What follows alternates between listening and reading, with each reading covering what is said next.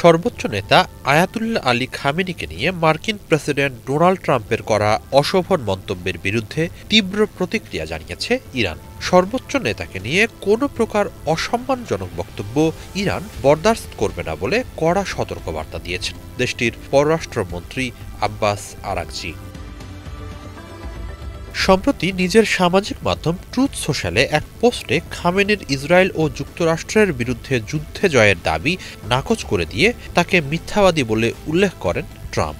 শুধু তাই নয়, কুৎসিত ও অসম্মানজনক এক মৃত্যুদশায় পড়া থেকে ট্রাম্প ৮৬ বছর বয়সী খামেনিকে বাঁচিয়ে দিয়েছেন বলেও দাবি করেন।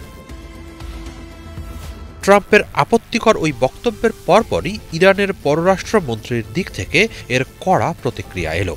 সামাজিক মাধ্যম এক্সে এক পোস্টে আরাগচি সর্বোচ্চ নেতা প্রসঙ্গে ট্রাম্পকে মুখ সামলে কথা বলার জন্য সতর্কতা জানান, অন্যথায় তার পরিণতি ভালো হবে না বলেও হুঁশিয়ারি দেন তিনি।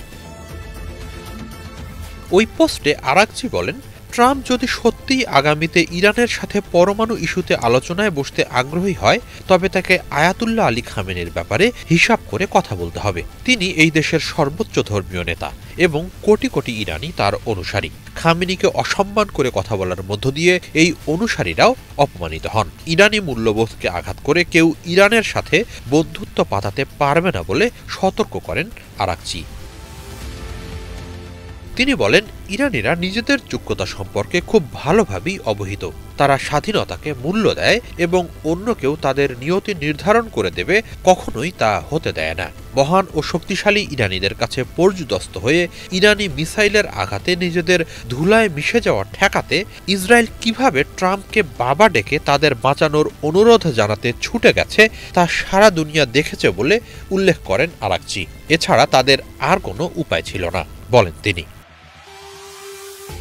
এই সূত্র ধরেই ট্রাম্পকে হুঁশিয়ারি দিয়ে ইরানের পররাষ্ট্রমন্ত্রী বলেন, ইরানিরা কখনোই অপমান বা হুমকিকে ভালোভাবে নেয় না। এ ধরনের বিভ্রমে ভুগলে তা ভয়াবহ পরিণতি বয়ে আনবে। এসবের প্রতিক্রিয়ায় ইরান তার প্রকৃত সক্ষমতা দেখাতে ন্যূনতম দ্বিধা করবে না, আর তখন ইরান আসলেই কতটা সক্ষম সেই বিভ্রম ঘুচে যাবে, বলেন আরাগচি। এর আগে ২৬ জুন এক ভাষণে খামেনি বলেন, ইরানের পরমাণু স্থাপনায় হামলার জেরে কাতারে মার্কিন ঘাঁটিতে মিসাইল দিয়ে পাল্টা হামলা ছিল যুক্তরাষ্ট্রের মুখে কষে একটা চড় মারা। হিজল জোবায়ের, বাংলা ভিশন।